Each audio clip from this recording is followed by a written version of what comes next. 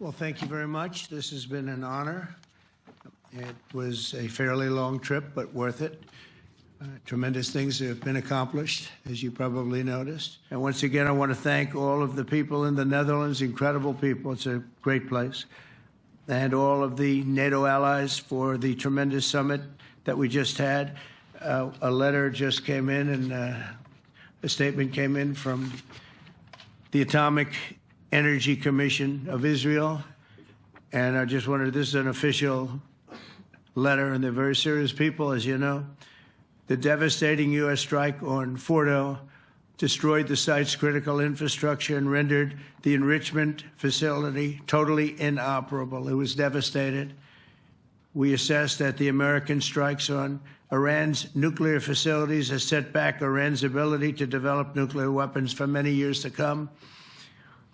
This achievement can continue indefinitely if Iran does not get access to nuclear material, which it won't. It's so sad that that whole thing had to go.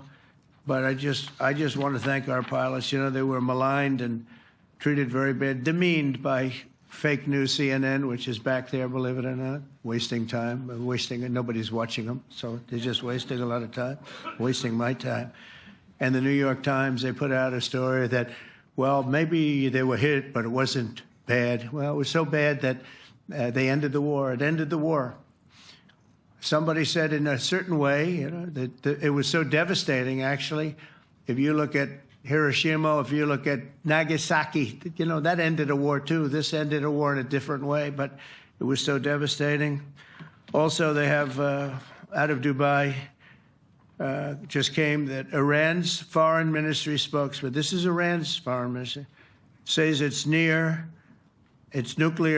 installations were very badly damaged by the American strike. So what bothered me about these reports with fake reports put out by the New York Times, failing, I call it the failing New York Times because it's doing terribly. Without me, it would be doing no business at all. But, and by fake news, CNN and MSDNC, all of these terrible people, you know, they have no credibility.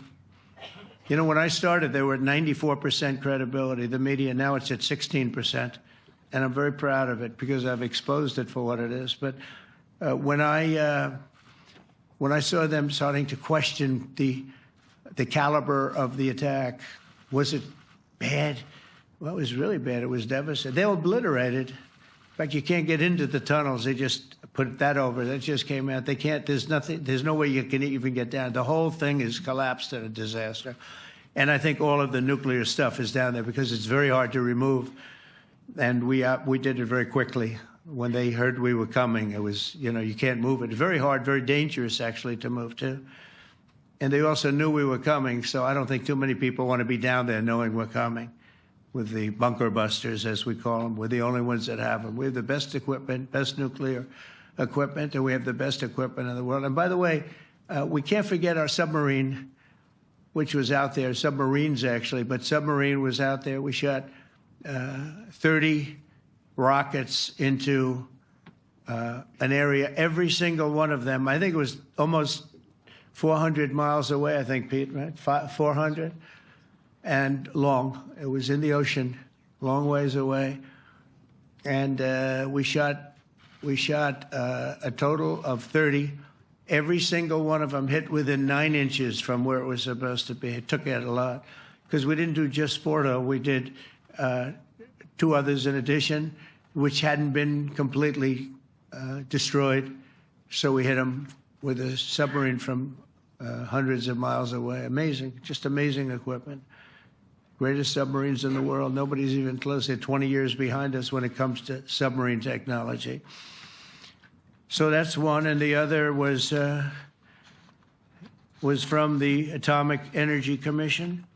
And they have about 3 or 4 of them now coming in from atomic energy commissions from various places. But the one that we have that just came out, we released it a little while ago, was from the Israeli Atomic Energy Commission. But numerous of them are getting to see the site, and the site has been demolished.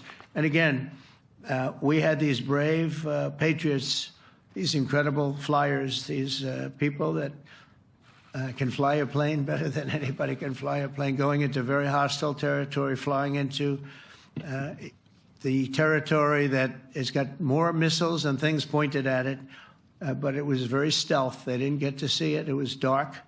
That's the amazing thing about the shots. They hit the shots perfectly, and yet it was dead dark. There was no moon. There was no light.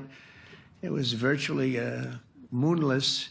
It was very dark, and the shots were hit perfectly. But when they get demeaned, and they were very upset about it because they knew how strong it would be. Back in Missouri, the pilots flew about 36 hours, two ways, far distance, and in those incredible B-2s. And we then had the F-22s, and we had the F-35s, and we had other planes, and we had, I think, a total of 52 tankers. That means the big tankers, because the refueling was a lot for all of the different planes that we sent.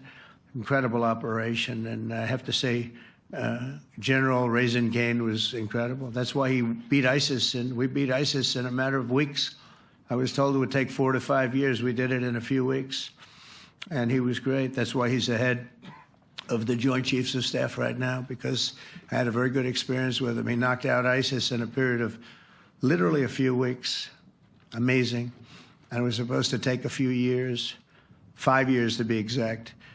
So we had a great victory there, and we then came here, and I think we had a great victory here. But this is an ongoing project. This is the safety of Europe, the safety of the world.